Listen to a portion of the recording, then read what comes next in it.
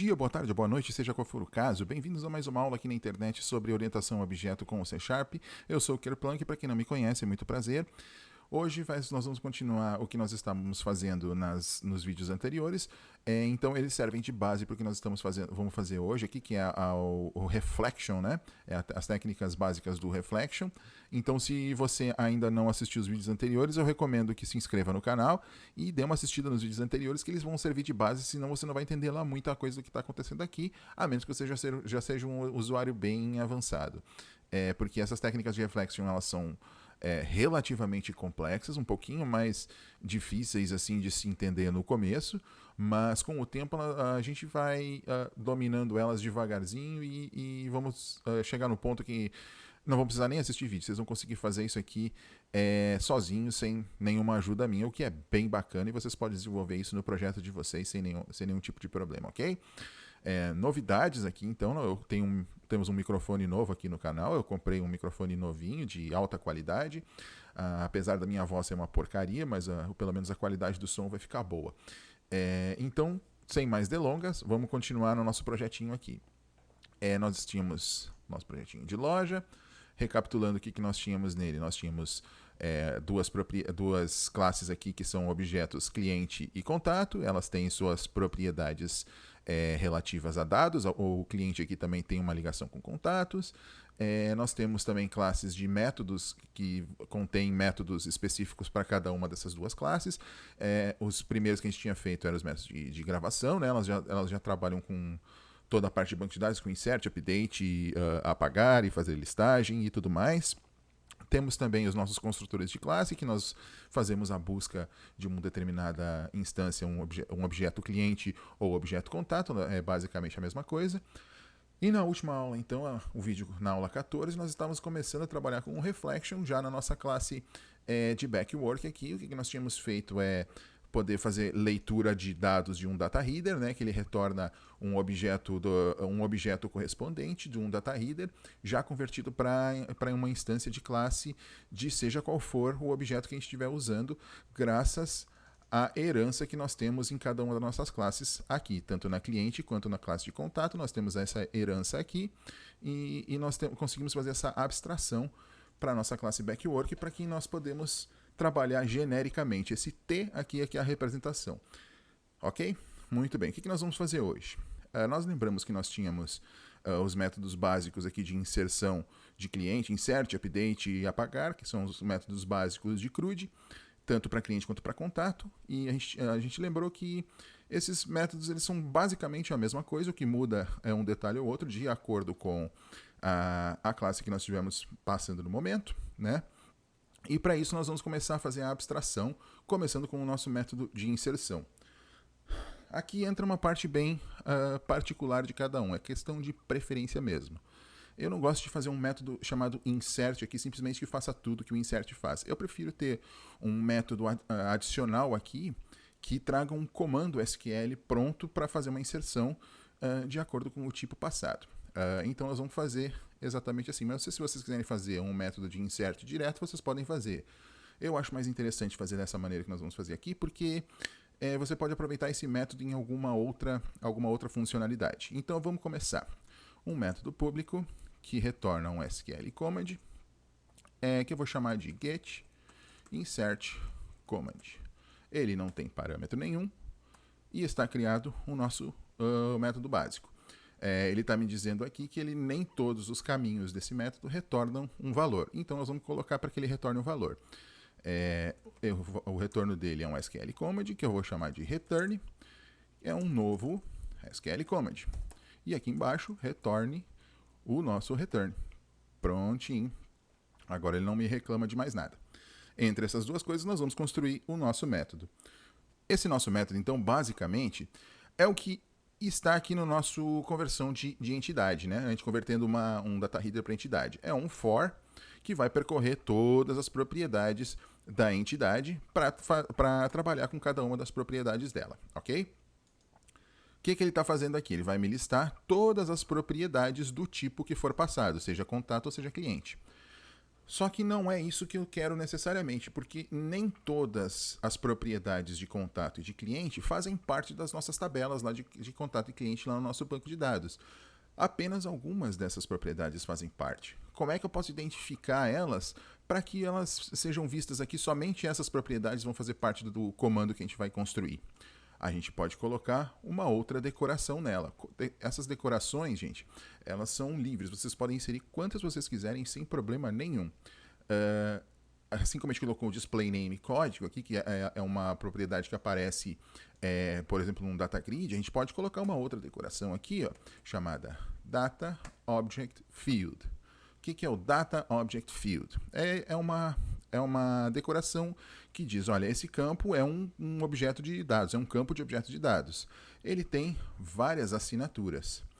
Uma delas dizendo que se é um campo de chave primária ou não, outra dizendo se é primária e identidade, e enfim, a que nós vamos usar é a terceira, que identifica se o campo é chave primária, é identidade e é anulável, ok?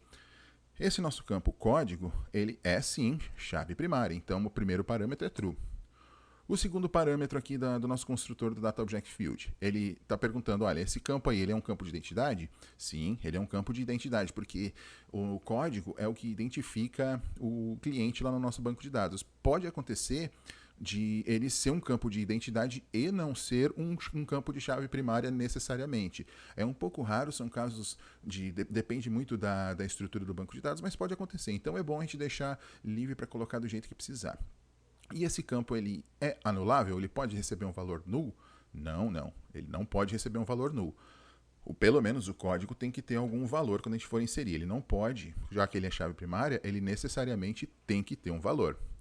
Já o caso do nome do cliente, nós não precisamos. Data Object Field, ele é um campo de chave primária?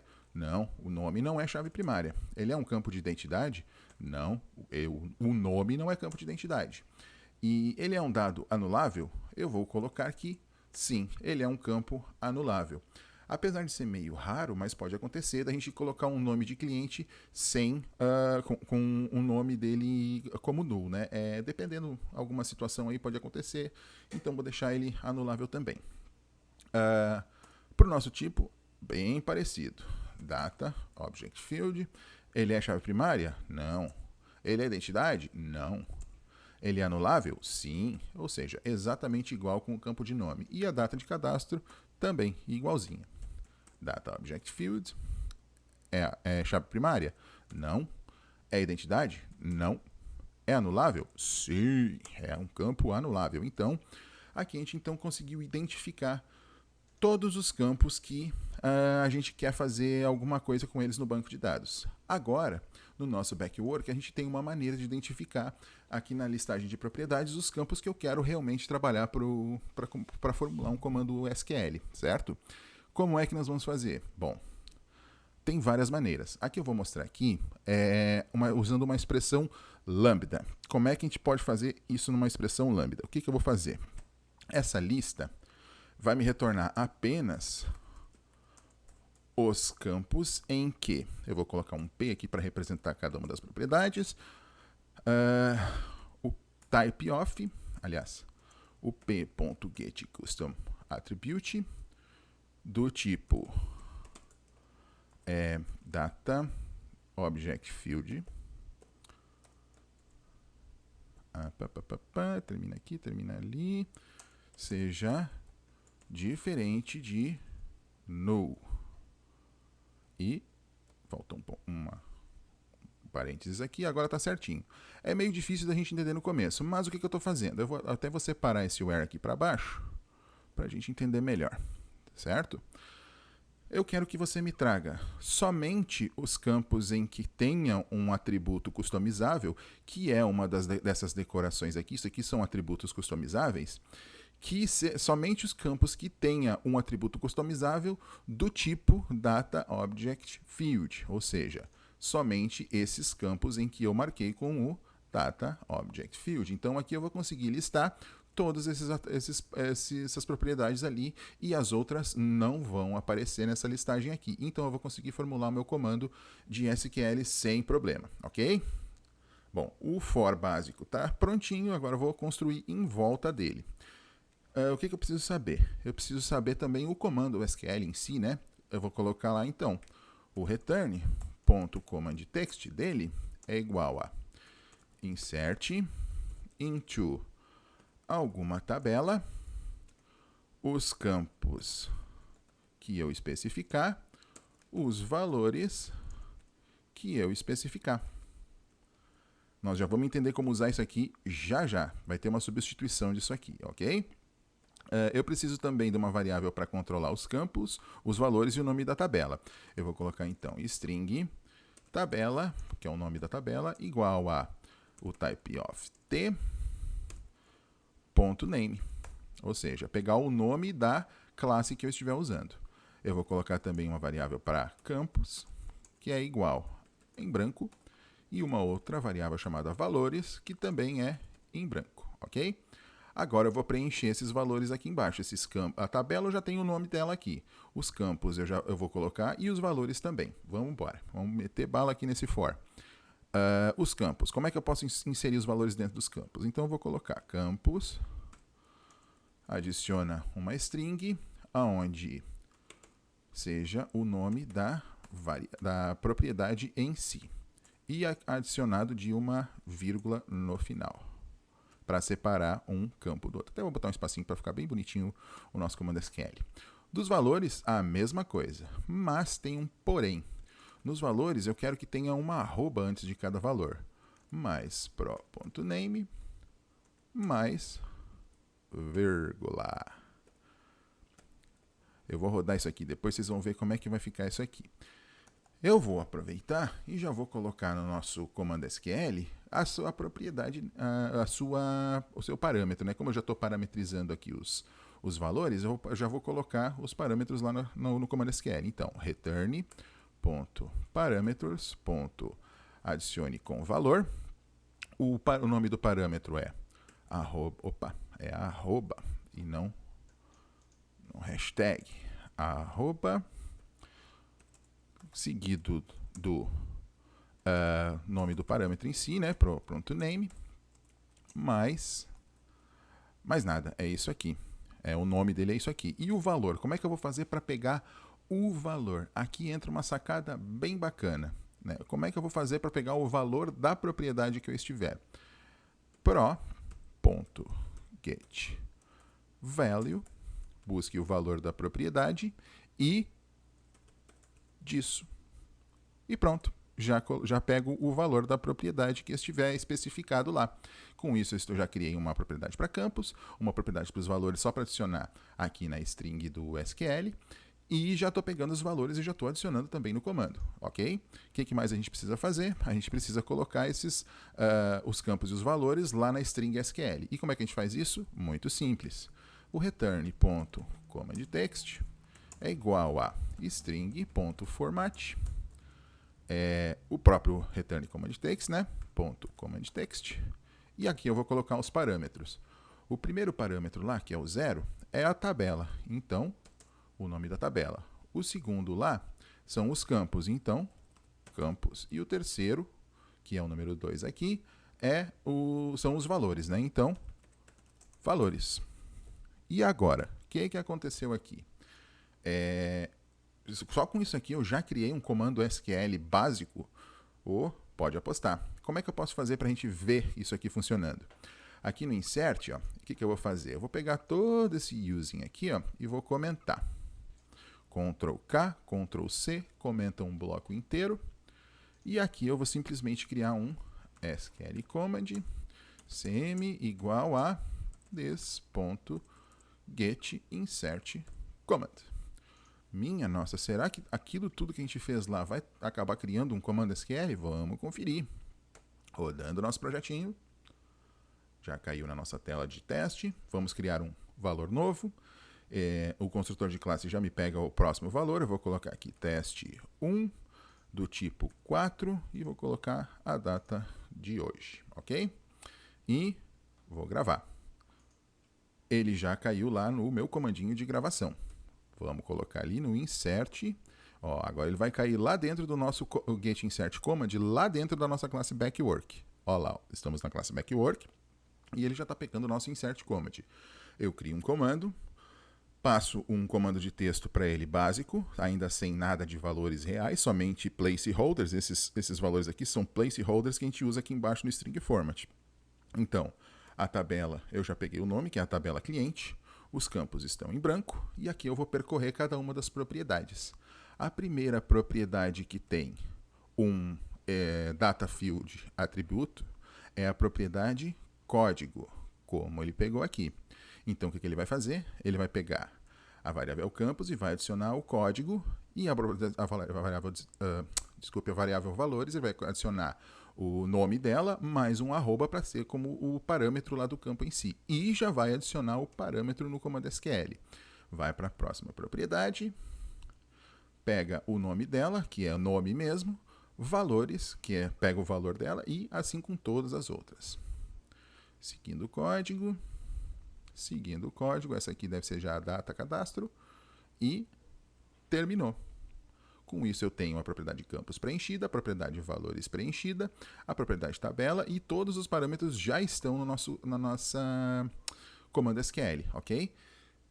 O que eu vou fazer aqui? O nosso comando texto ainda não está formatado, ele não está com os valores que eu preciso, mas aqui ele já vai estar. Então ele já tem lá insert into cliente, os campos código, nome, tipo e data cadastro, os valores arroba código, arroba nome, arroba tipo, arroba data cadastro. Vocês devem ter percebido que tem uma coisa errada aqui, que é uma vírgula aqui no final, que nós já vamos tirar, mas basicamente está correto. Os parâmetros também estão aqui. Vamos verificar os parâmetros. Eu tenho 4 parâmetros aqui. O código, o nome, o tipo e a data cadastro, e os valores estão neles. Vamos verificar. O código que a gente tinha colocado era 8. Olha lá, o valor que ele tem é 8. E para o nome era teste, se não me engano, né? Teste 1. Já está lá o valor também. O tipo era 13, não importa, o 4, né, que seja. E a data cadastro era a data de hoje, que é dia 13. Olha lá, e já tá, todos eles já estão tipados. E isso ele vai retornar um comando SQL já prontinho que ele pode até ser executado. Certo? Só está faltando colocar a string de conexão que nós vamos colocar também já. Ok? Vamos embora. Vamos parar isso aqui. O que nós precisamos fazer? Nós precisamos tirar aquela vírgula antes de passar para o command text dos campos e dos valores. Então, eu vou colocar campos igual a campos.substring do primeiro até o campos.length -1. Né, o tamanho dela -1, para ela pegar todos, menos o último caractere, que é a vírgula, e os valores a mesma coisa. Igual a valores.substring do 0 até o campus.length -1. E basicamente é isso aí. Eu vou também colocar a conexão, né, com o nosso banco de dados, onde é que estava, métodos clientes, eu vou pegar aqui. Melhor, eu vou fazer o seguinte, ó. Aqui, ó, eu vou colocar using SQL connection SN igual a new SQL connection, igualzinho como está embaixo, e com o SQL command aqui dentro. Caramba, esse meu teclado.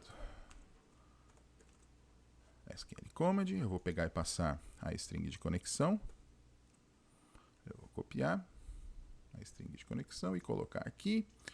O SQL command já está formulado. Eu vou passar também cm.connection igual a cn. Ups. Ué, não posso usar cn? Caramba, o que está vendo? Acho que está faltando algum... Ah, tem uma coisinha a mais aqui. Igual a cn, agora sim. E aqui, ó, eu vou colocar cmd, né, para ficar diferenciar. Cmd, para não ficar muito parecido, né, cmd. E aqui eu já posso colocar simplesmente cmd.execute non-query. Será que vai funcionar? Ora, vamos testar, gente. F9, roda. Número 8, eu vou colocar teste 1.